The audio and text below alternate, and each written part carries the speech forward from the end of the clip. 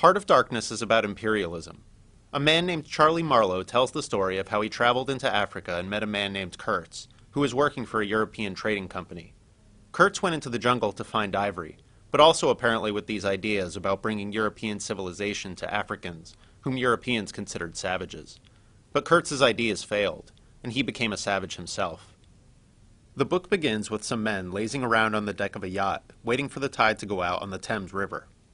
One of the men, Charlie Marlowe, imagines what it was like when the first Romans explored the area some 1900 years earlier, back when it was still untamed marshland that had yet to be civilized. The thought leads him to recount his own story about traveling to an uncivilized place. Marlowe has already been a sailor for years at this point, and he gets a desire to go to Africa, which had fascinated him when he was a boy because it was largely unexplored. Right away he finds a job with a European trading company.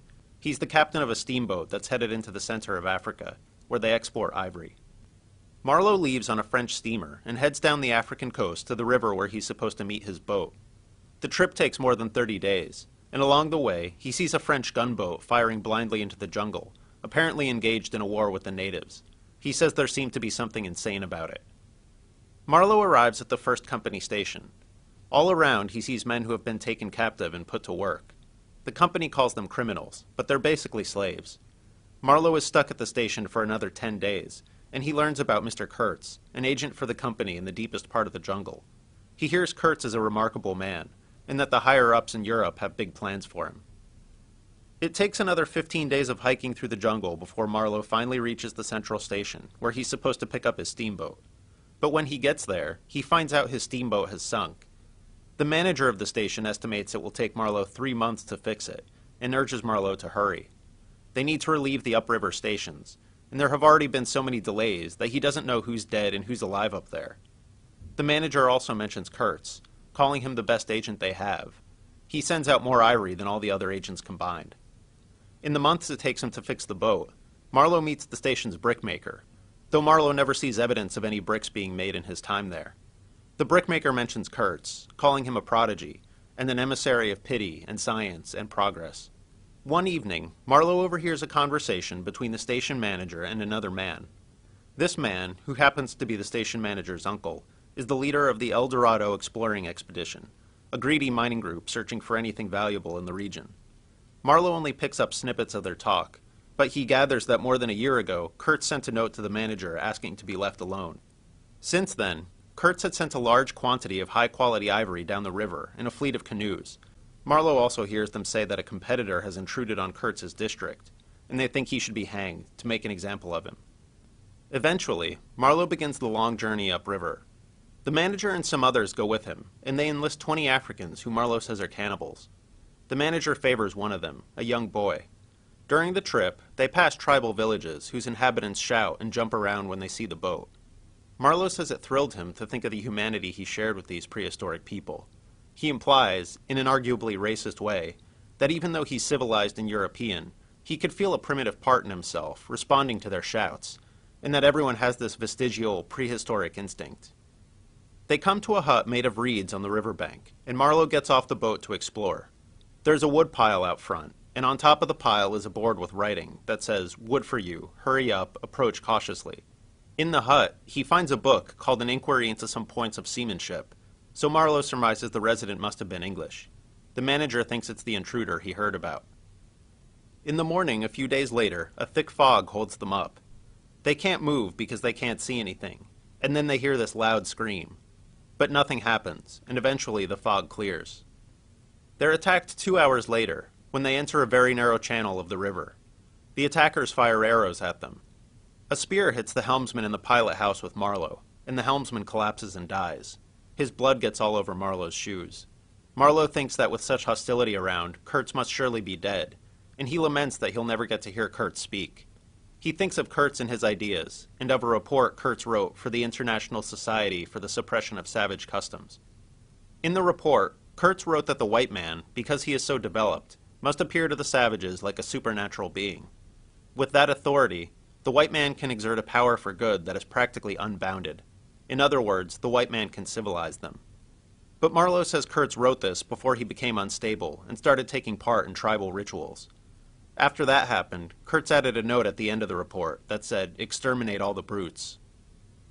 On the river, they come to a clearing, and up on a slope they can see a decaying building. A man waves to them from the shore. They finally reach the inner station, 2 months after leaving the central station. While the manager and some of the others hike up to the station, Marlowe talks to this man. The man is a Russian who works for a Dutch trading company, and for 2 years he'd been on the river. That's how he met Kurtz. He's the intruder the manager worried about, and the one who left the wood for them at the hut, which used to be his house. This Russian says the locals didn't mean any harm by attacking. They were afraid Kurtz would be taken from them. He tells Marlowe that Kurtz has enlarged his mind, and says Kurtz speaks eloquently about things like love. Marlowe learns that Kurtz has been raiding the nearby villages for ivory, with the help of this tribe, which treats him like a god. While Marlowe talks to the Russian, he looks up at the station through binoculars, and he realizes that the tops of the fence posts are actually human heads. Apparently Kurtz had lost any sense of restraint, and had taken to mounting the heads of men he considered rebels outside his station. Marlowe laughs when the Russian says these men were rebels, and he recalls the slaves at the company station that the company called criminals. He thinks the wilderness has overtaken Kurtz, and implies that Kurtz himself has become a savage. The manager and the other men come back to the steamer carrying Kurtz, who is extremely sick. While Kurtz goes through his mail, the manager motions to Marlowe to leave, so he can speak in private with Kurtz. Marlowe hears Kurtz shouting about how they're interrupting his plans, and he swears he'll return and carry out his ideas. The manager comes out and tells Marlowe that Kurtz has done the company more harm than good, because Kurtz's method was so unsound. The Russian approaches Marlowe and asks him not to talk about anything that will damage Kurtz's reputation when they go back. Marlowe tells the Russian he should leave, and warns him that the manager wanted to hang him, and the Russian runs away that night. Sometime after midnight, Marlowe awakes and finds Kurtz gone. When he climbs onto the riverbank, he can see the trail where Kurtz crawled on all fours through the grass, heading toward a fire in the distance, and he decides to circle around him and head him off. Kurtz tells Marlowe to leave and hide, and Marlowe realizes that if Kurtz just shouts loud enough for someone to hear, he could be killed. Kurtz tells him he had great plans, that he was on the threshold of great things, but Marlowe threatens to beat him if he doesn't return to the steamer. At noon the next day, they leave with Kurtz, and the people of the tribe gather on the riverbank and shout mournfully at Kurtz's departure. Kurtz grows weaker and weaker as they head back down the river toward the sea. One night, Marlowe enters his room, and Kurtz says he's waiting to die. While Marlowe watches him, a change comes over his face, as if he were seeing something. His last words are, "The horror, the horror." Shortly after, the boy comes into the mess room where the men are eating dinner, and announces that Kurtz is dead. Marlowe returns to Europe after that. He says he couldn't stand to be around ordinary people who didn't know the things he knew. One day, an official from the company comes to visit Marlowe.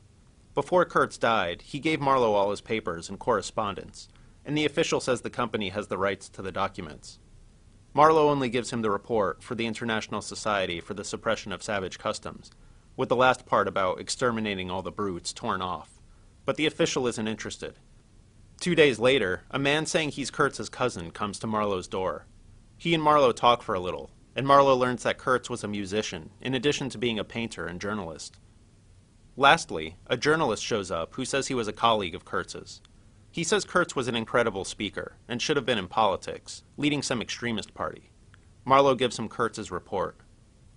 Kurtz had mentioned his fiancée to Marlowe, and Marlowe goes to see her, and to give her the rest of Kurtz's papers. She guesses that Marlowe must have admired Kurtz, as everyone did who knew him. Kurtz was an example of goodness who drew men toward him. Before Marlowe leaves, Kurtz's fiancée wants to know what his last words were. Marlowe lies, and says the last thing Kurtz said was her name. Marlowe's story is over, and with the tide out, they start to go up the Thames toward London. The narrator says the Thames seems to lead into the heart of an immense darkness, suggesting that this civilized place isn't far removed from the primitive jungle. One point critics debate is whether Heart of Darkness is racist. The black people in the book are hardly even people. They're a metaphor for savage, primitive man. But the book also points out how false this European idea of civilizing Africa was. The Europeans brutalized and enslaved the Africans. In the end, nobody really looks good, except for maybe Marlowe, who stands by commenting on what he sees. For more information about Heart of Darkness, check out the Heart of Darkness SparkNote on sparknotes.com. For a translation of the entire book into modern English, go to No Fear Literature, at www.sparknotes.com/nofear/lit.